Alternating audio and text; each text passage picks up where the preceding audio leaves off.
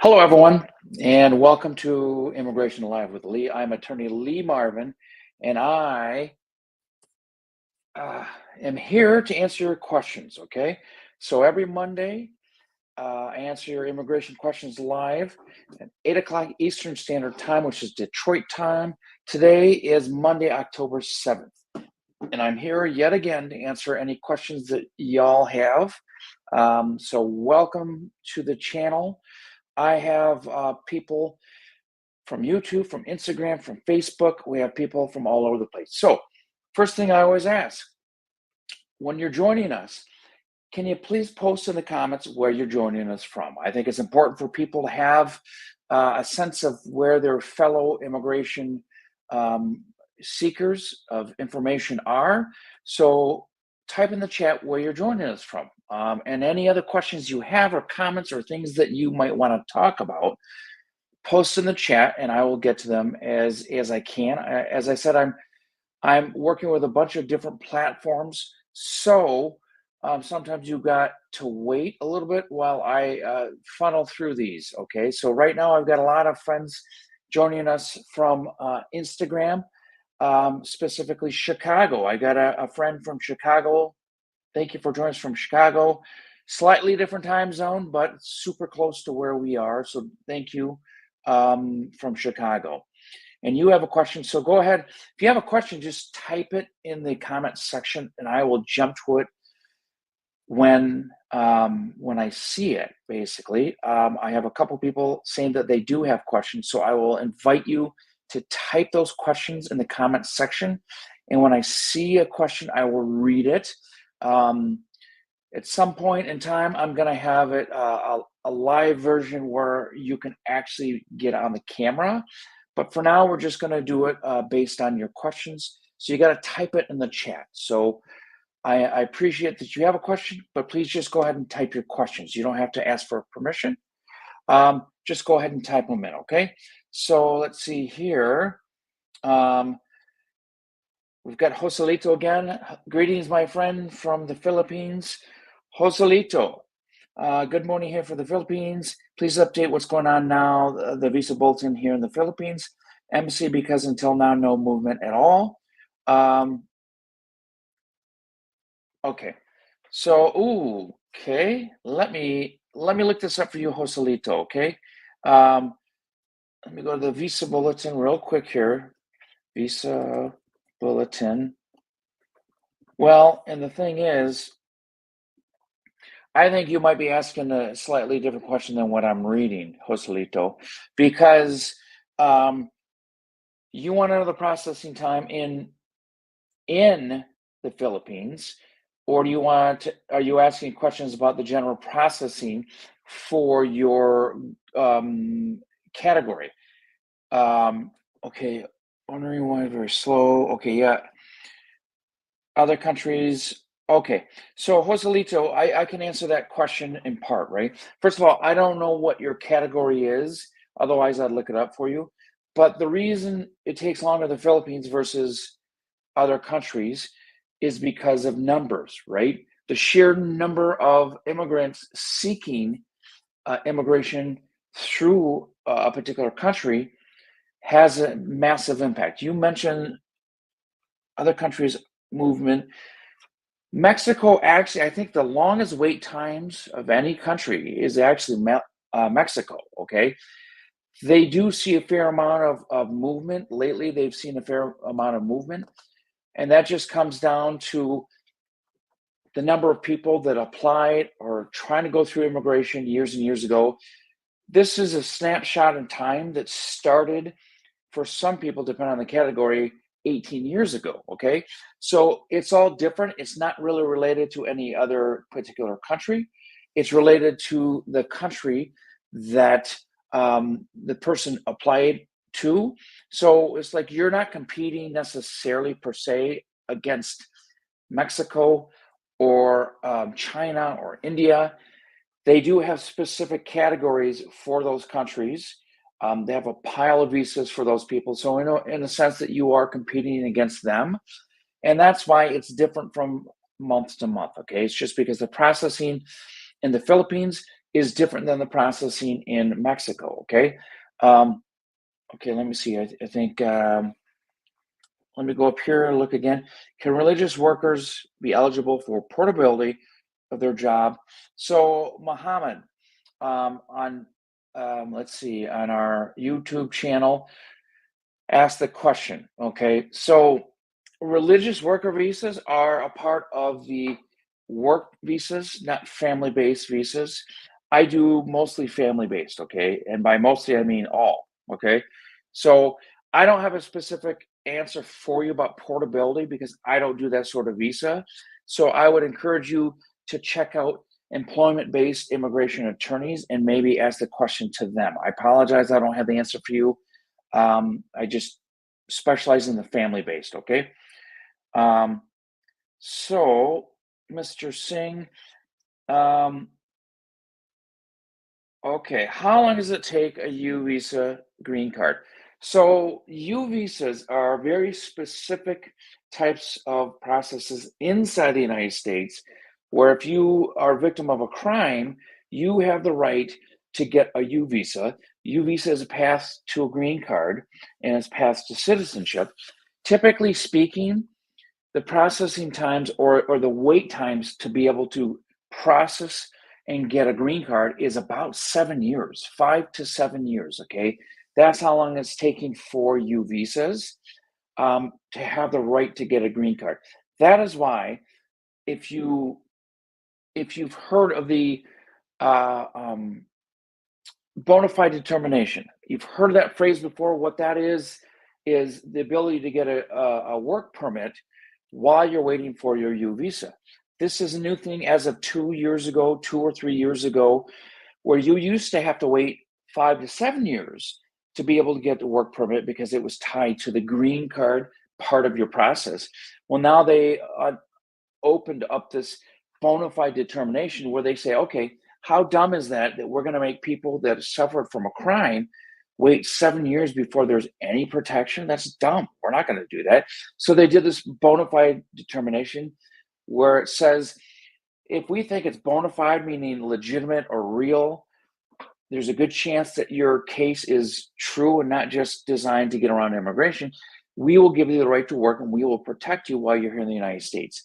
So it makes the wait time easier for people because it is about 5 to 7 years typically for a U visa. Okay. Okay. So Joselito says his category is the F1. And let me look here, Joselito, 1 second.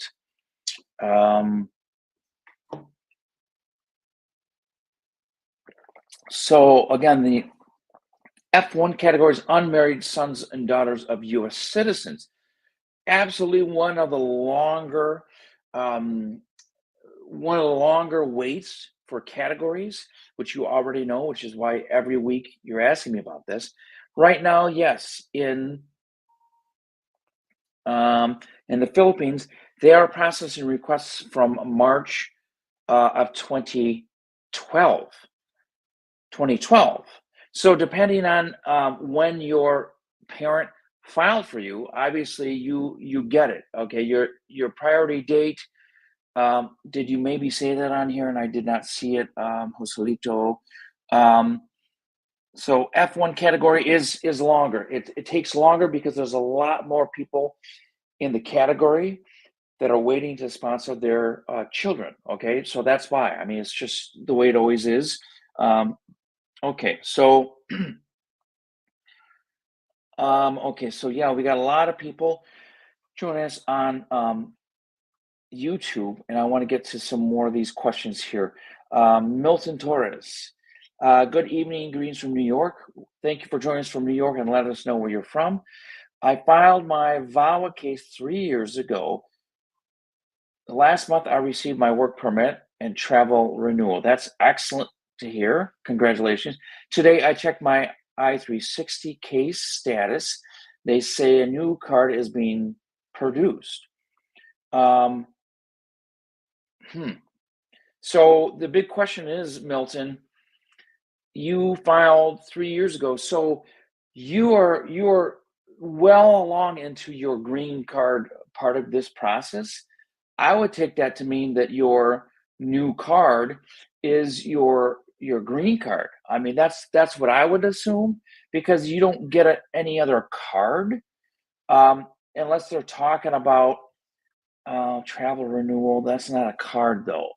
Um, so I don't know. With that description, I don't exactly know what card they're referring to, Milton. I apologize. So if you can provide more detail, maybe I could elaborate a little bit more. But I would assume that if you're 3 years in with your um, VAWA, I mean, it could be your work permit, right? Maybe a new work permit has been issued to you. It could be that your green card um, is going to be approved. That could be what it is. I just don't know. Okay. Um, so okay, again, a question from Amritpal. How long does it take for a UV's green card? So I said earlier, about 35, 40 seconds ago, U visas take about 7 or 8 years. Okay, so your green card, um, after you get your U visa, your green card, you have the eligibility to get a green card typically after 3 years of getting your U visa status. Okay, it's different. People get confused a lot with that process and asylum, which is only 1 year wait. So green card for U visa is 3 years. So once you get that, after you wait 5 to 7 years, you get your U visa. You wait 3 years before you're able to apply for your green card. Okay. Let's see. And let's see. Got some people over here on Instagram. A lot of people join us from Instagram. So thank you kindly for joining us. Um, okay, the question, and this is our friend from Chicago. Uh, I'm trying to find the question here. You talk about your brother is a special needs child, and he is 40 years old. My parents filed for him, but his file is pending. Okay, so a lot of people are under the presumption, a false presumption, that somebody with special needs, a child with special needs, has special dispensation or special, they can qualify for the process differently than any other child. And that's not true. There's no special category for somebody with special needs, not underneath immigration law for green card processes. So the waiting time is exactly like it is for anyone else. So the big question is when your parents filed for him. If he's 40 years old, he's definitely over the age of 21. So the big question is how long ago did they file for him? Because it's based on when they filed. It has nothing to do with him and his special needs. Okay. Um, so again, I'll always say, and let me go ahead and put it on there. I would always say that if you need to schedule a consultation, you need to speak with me.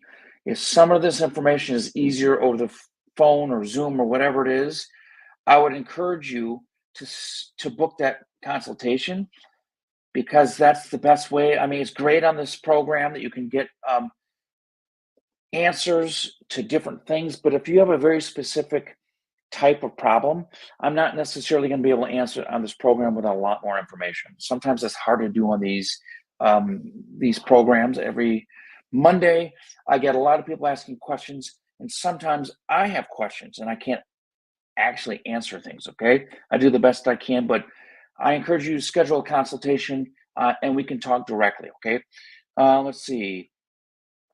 Let's see here. Who do we have here? A lot of people joining us for Instagram, so thank you kindly for joining us tonight. Is it possible to correct personal information on an NTA before immigration court? How does this work? So the NTA, of course, is the notice to appear. That is the documentation that is filed by ICE to start the deportation process. Typically speaking, if you're in the arena of the immigration court, you are able to correct that information in immigration court, okay, before the judge or the ICE attorneys are always there. Basically, you can say, hey, judge, this information is incorrect. I don't know what information that would be, but that is a place where you are able to correct information. Okay, so when you go to court, your first day in court, you can say, hey, you know what? Holy cow, this is not my name. This is not my date of birth. It's not where I'm from. This is not when I entered the country. That stuff can absolutely be corrected the first day in court. Okay. Um, Yesenia, how you doing? I see you on here. Thank you for joining. Um, let's see here. What do we have? What do we have? Okay. And thank you, Shah Sage 11. Thank you for that. And yes, we will be looking for your appointment scheduled, and I will be happy to help you out. Okay. Okay. So let me go over here. Let me go back to the other channel. Answer some more questions on YouTube. Okay. Let's see. Here's a question. Is there any issue of a green card holder coming back to the United States after staying more than 6 months but less than a year? Okay. This is Hassan. So Hassan, that can be a problem, but typically it's not a deal breaker. Okay. If you've stayed for more than 6 months and you're coming back, if it's less than a year, usually it's just a matter of correcting or informing immigration that you're back and that you are not abandoning your process. Okay. Oftentimes, the best opportunity to have that discussion or to have that corrective information is when you're moving forward with citizenship, naturalization. That's usually where people have problems with overstays outside the country. And typically speaking, that's where you're going to want to correct it. Okay. Provide information showing that you did not intend on abandoning it. It was just a fluke. It happened. There's usually a very good reason why people stay 6 months to a year. It's not a deal breaker. It can be corrected. I've done it many times. So if you need help with that, you can click the link that I put up there, book a consultation, and I can definitely help you with that. Okay. So, hello, Raphael, joining us from Mount Pleasant, Michigan. Thank you for kindly for joining us. You have a question? No, you're just sending us your greetings. So thank you. Okay, this is Mawaz Ibrahim. I'm in the United States and I just filed an I-130 and adjustment status. Can I also apply for the DV lottery? That's a diversity visa lottery. Okay. So those are kind of contradictory because if you have the ability to file I-130 and adjustment status, that means you don't need to wait for the lottery, the visa lottery. Okay. It means that you have the ability through your family member to be able to move forward and you don't have to file diversity visa. In fact, it's kind of a waste for you to do that because you have a better process right now. So you don't really need to file for the diversity visa process. Okay. Ibrahim Mustafa, is my approved I-131 still valid after divorce? Considering I filed I-360 and my 485 and I-360 are still pending. So your I-131, so after a divorce. So here's the funny thing, and I have a video on here. I see you're joining me from YouTube. Do a search about divorce processes because oftentimes, and immigration doesn't really like when I provide this information, I don't think. But if you're divorced, the only way for immigration to know that is through the process, right? If you don't tell them, your significant other doesn't tell them, how are they going to know you're divorced? Well, the answer is you go to your interview and they're like, first question they ask, hey, are you still married? And if you are not, then it's going to get a little bit more complicated. But the I-131, typically what they say is your process is done if you no longer have the legal right to move forward with that process. The thing is, it's a question of timing. When is immigration going to know that?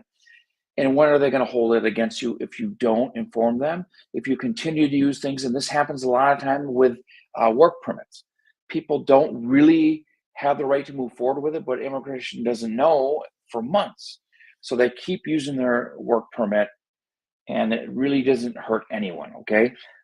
So it's a little bit complicated. I sense that there's more to the story with this. And again, I would invite you to book a consultation so that we can talk about this. I don't want to give you bad information or half information that will later on harm you because I didn't have all the details. Okay.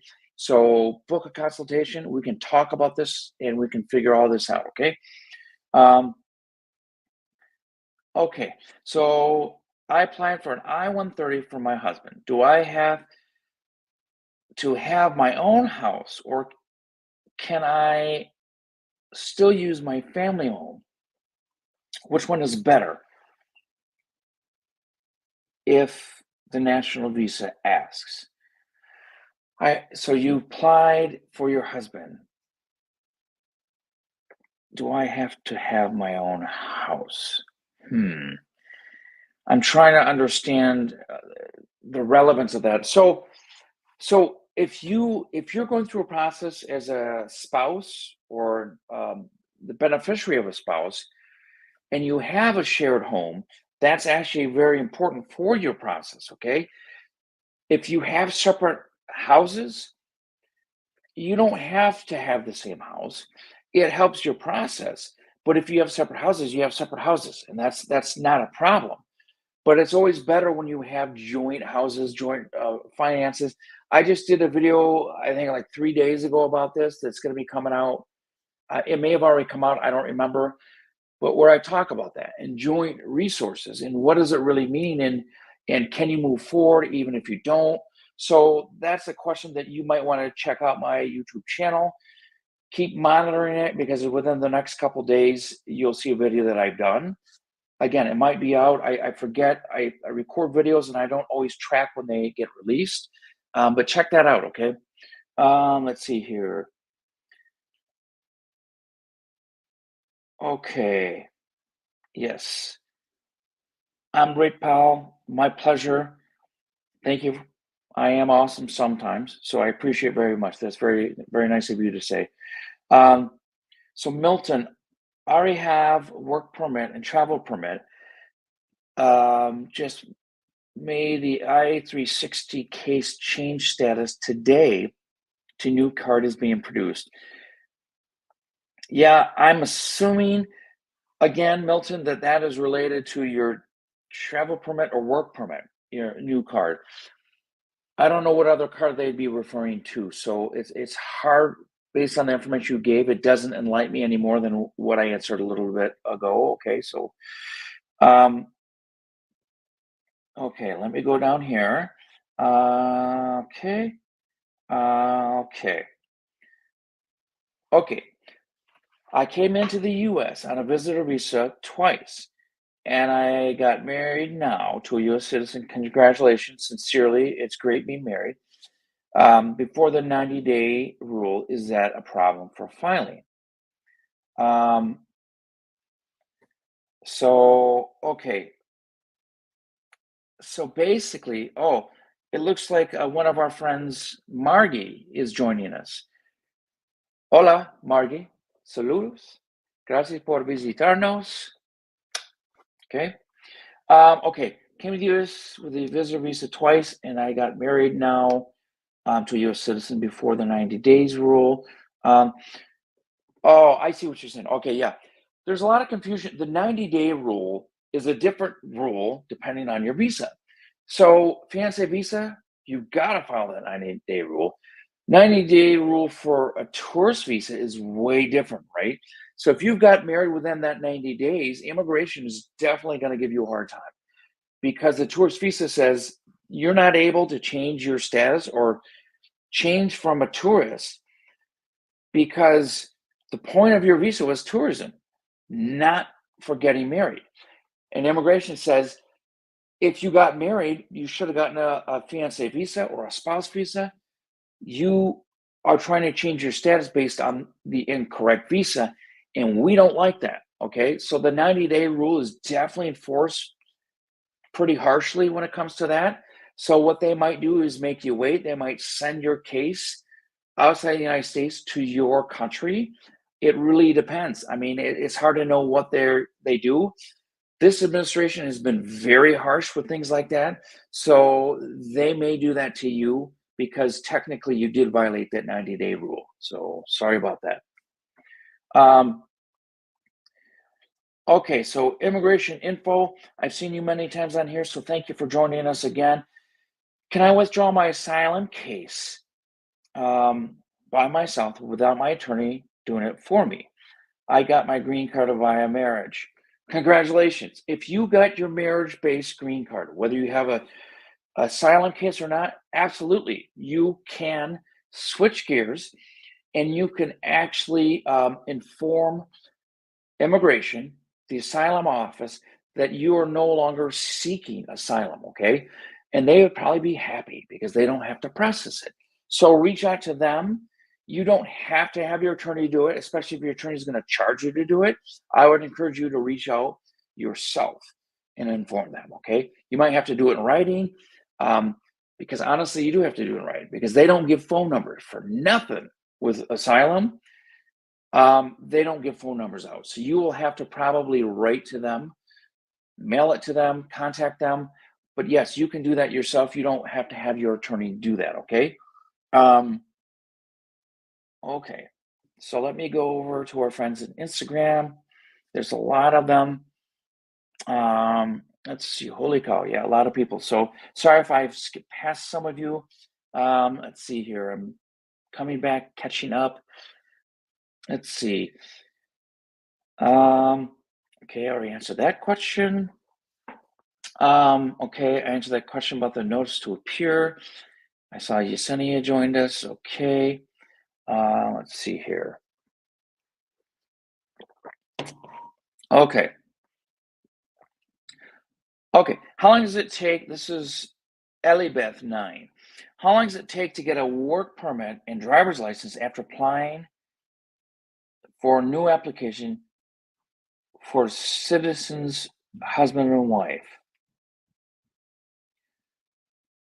A new application for citizens, husband and wife. So, Elibeth, I'm very confused by your question.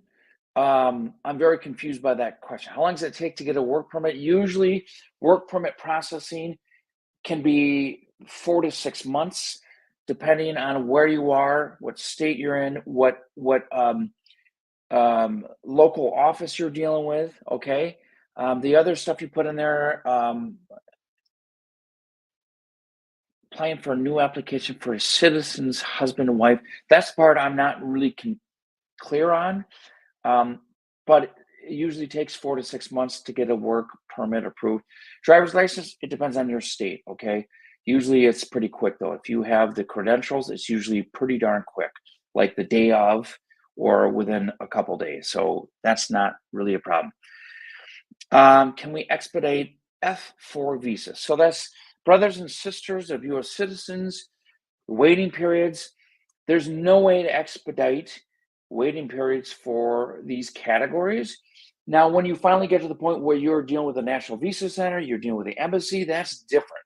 If you're just waiting for your visa bulletin date, your priority date to move forward, you cannot change or accelerate those at all.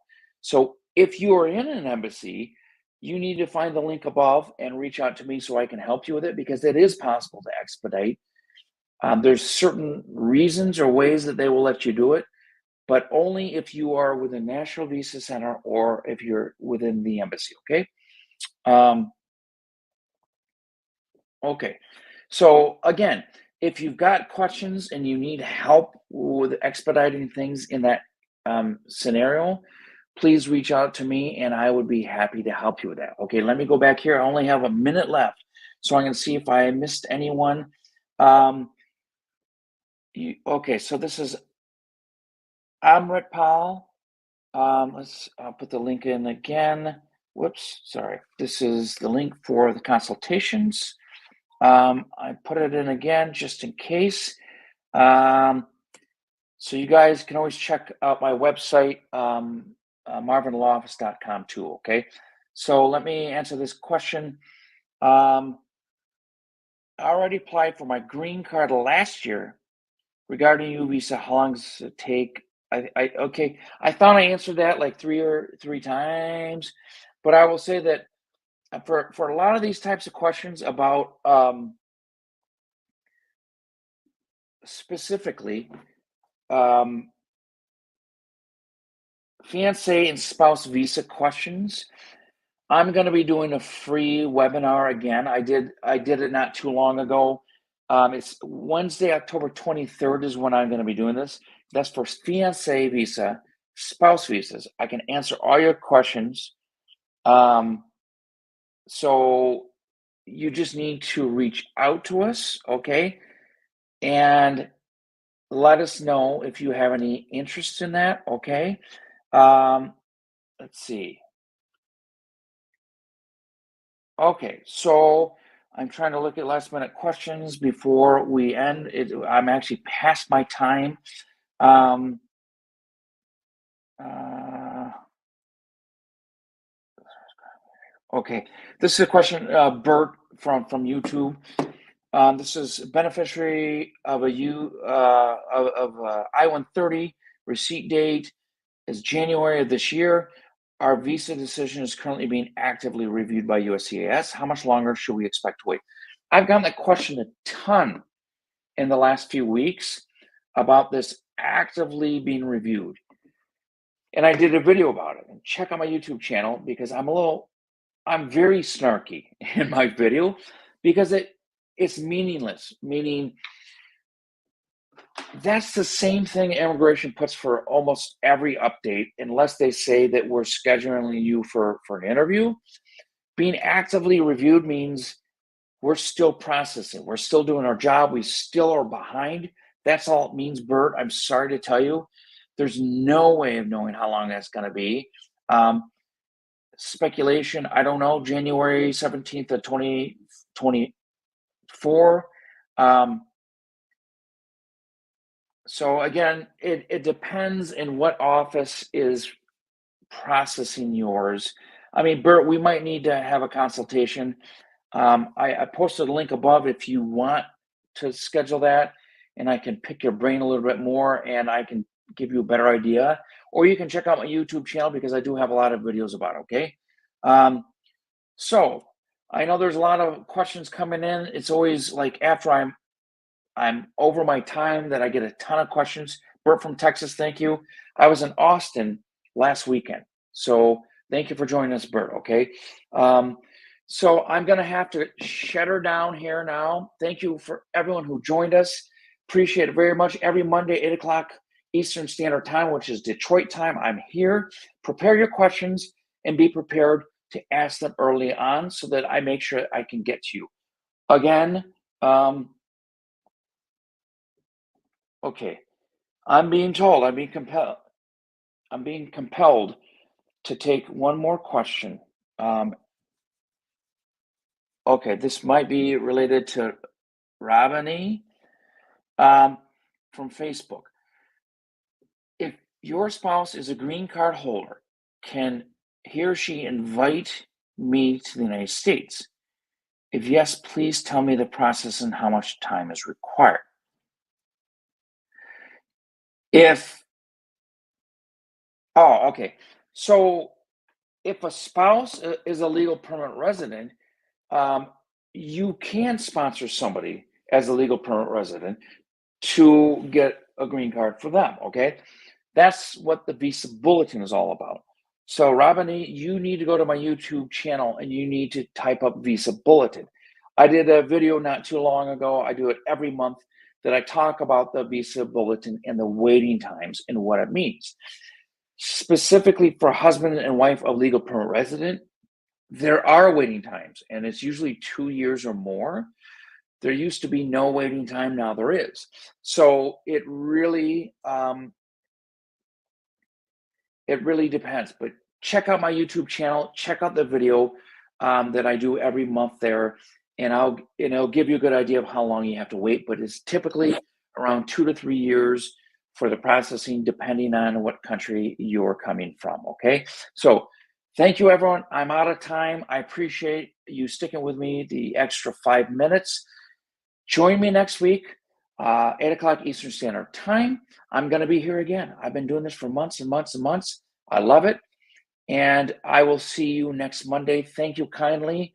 And if you need to book a consultation because I didn't get to you, please check the link. I'm going to do it one last time. I'm going to post it right here so you don't have to go all the way and scroll above to find it, okay? So thank you for joining and have a wonderful night.